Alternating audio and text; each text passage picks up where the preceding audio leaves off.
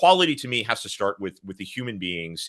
And then out of that, we start deriving other ways to think about metrics that reflect delivery issues or device issues or individual, stream issues that can happen and coding issues. It starts with the people, and then we have proxy metrics to determine how the people are experiencing the video. And latency is the most important thing. And I want to take a second and explain why latency is important. One is because it's sort of that it's a leading indicator of a problem. When I say latency, I mean like join latency on a video. Like when you click on a video on YouTube, we expect it to start as instantly as possible. And our VP of engineering is very clear. It's like the magic happens with the speed, right? It's just boom, it just starts, and it starts all the time. And when there's a problem, that start latency is maybe the first thing we think about. And that's why it's the first metric. When we think about the metrics, we're like, why can we make sure that the user's having that magical experience getting into the video? And it's also one of the easiest metrics to reason about. So you can actually sit there and you can correlate it more easily with things. So if you have all of these proxies, how do you think about them and how do you manage them? The secret of this actually comes from the SRE culture. So I'm going to draw a time series. All right. This is a fictional time series, right? So everything at Google is a time series. That's because we don't really know the truth unless we have a context of it. All right. So in this case, we're looking at, let's say, CPU usage within a particular service. And this line here is our CPU. And that is our service level indicator. That tells us where we are within that service and, over time. And then we might put a horizontal line on our graph. And that horizontal line is our service level objective. And what does that mean? It means when we go over that line, we got a problem, right? That we spiked our CPU and it correlates to some bad user experience, which correlates to, if I could detect people's dopamine and endorphin levels, I would, but I can't. Instead, I just have these other proxies. So out of these two things, you say, okay, well, now I've gone over this thing. So the idea of the SREs was to create something called an error budget, right? So every time I go over this, I'm going to spend some of my error budget. And then when I spent too much of my error budget, then, my service is broken. Like I've got things I've got to fix. And then the idea is that this agreement that you create out of this is a service level agreement, which is with my customers or with other teams. I say, I'm not going to go over this level for this thing. You need to come up with some synthetic way to think about experience. And so when you have that synthetic way, we'll talk more about like how to come up with those metrics. Then you can create a service level agreement between the leadership and the engineers and the engineers of many teams to say, hey, look, our goal is to improve our whatever, we'll call it a proxy latency, or let's say UVQ. We're going to improve video quality and we're going to move the line up on video quality. And how are we going to do that? And what's so agile about this, Jon, is that besides setting those targets and figuring out what those targets are with the engineers themselves answer that question.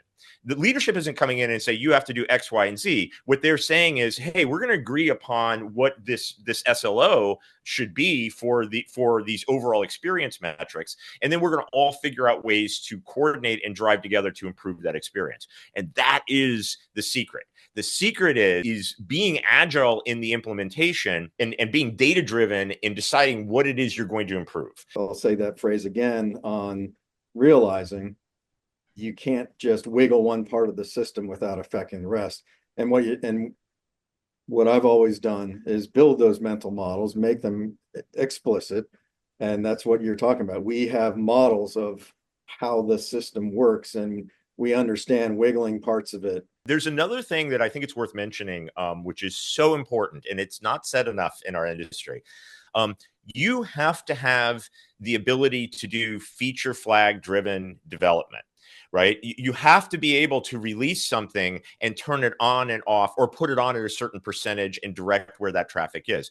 And so at Google, they have this unbelievably amazing experimental system. It enables all of these things to happen because we have, let's say, dozens, and we really do have dozens of QoE metrics. So For every single feature that's released, every improvement, every change, and I'm talking about change as small as adding a button or moving it over a few pixels, an experiment is conducted, and we're able to see the impact across all of those metrics and deep statistical significance and all of the ways that we'd want to analyze it. That allows you that confidence to conduct science, right? If you just look at any individual metric, from quality perspective, even if you're at a global scale, it's going to be unbelievably choppy, right? Like whether because something like rebuffer rates, well, it depends on how many people are on your system and on other systems, and in an individual neighborhood could have an outage or whatnot. So you're going to constantly, even with millions of concurrent users, you're going to see all this noise in the system. And you can't improve a system that's that noisy at first glance. So, but what can you do? Well, what you have to do is develop what I'm going to call synthetic metrics. And we don't actually use that term within Google, but like that's the way I think about them. And it is they're representative of many kinds of states that you want to try to avoid. So what you're trying to do is normalize that data. And one way you can look at it, the simple way is do a 7-day average, right? That's the first stage. Try a 7-day average for your rebuffer rate and take a look at that. And then even there will be seasonal changes and whatnot, but there are probably ways, even using simple tools like great tools like Datadog is what we used at Fubo, that you could sort of normalize out of that.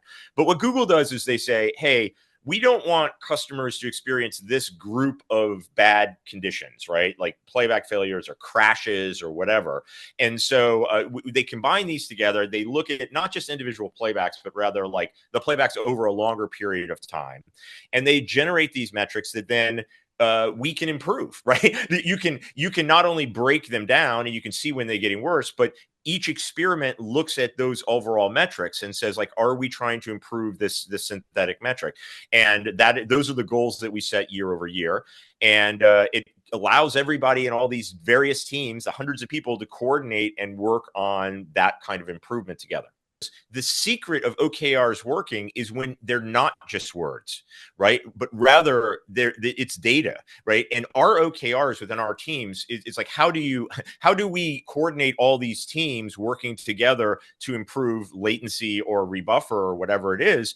It's because we set these top level, YouTube level OKRs, right? Objectives are like, hey, reduce rebuffering. And the key result is we're going to reduce it from X to Y. Then each team gets that actual KR and they have to participate in it. We had a dozen teams contributing over 100 projects this year to performance improvements. And that doesn't just happen magically, right? It happens because we spend time. The planning is not planning exactly what the engineers are going to do, what they're going to refactor. It's rather planning the KR so we all can align to say, look, there are opportunities here, here, and here. Now we can all sort of, agree on the wording, but more importantly, the data that we're going to have as our targets. And it is magic. If we do not have that flag in the distance, if we don't have some way for individuals inside to measure an idea or an action they're about to take against the goal. Like, am I getting warmer, or am I getting, like the child's game, warmer, or am I getting colder? Am I getting closer to where we want it? Is this then you're left with command and control. You're left with telling, people they can't make their own judgment because you've restricted them from knowing what good looks like or what the goal is, or giving them the autonomy to make their own decisions. But that's the most effective way to work, is letting people have that micro judgments and everything that we do. And knowing when, like you said, the little thresholds, like, and eventually they'll know. Within any organization, people build fiefdoms, right? They build little areas that, like, no, this is my service. This is the thing I care about, right? And I'm going to own this. And I have ownership of it. And so when someone else comes along and says, hey, why is your service breaking all the time? They get very defensive. And they say, hey, don't comment on my code. Don't tell me, I built this, right? And there's a sense of ownership. These metrics allow you to sort of disentangle that very natural human reaction and instead really be able to talk objectively to say, hey, people, it's not about like analyzing my code, right? It's about like, can we agree to ways to optimize things for this more objective, proxy metric, but that reflects what our customers ultimately should want. And this is something I think the Agile Manifesto and Agile approaches generally try to say is like, get rid of your ego here. You're an engineer solving this problem, whether it be in testing a piece of equipment or whether it be in delivering video for the people of the planet. You find yourself in these roles, and you have to take personal responsibility and personal felt emotion, but not about your code and not about your system, but rather the totality of the experience of your website or whatever it is you're building.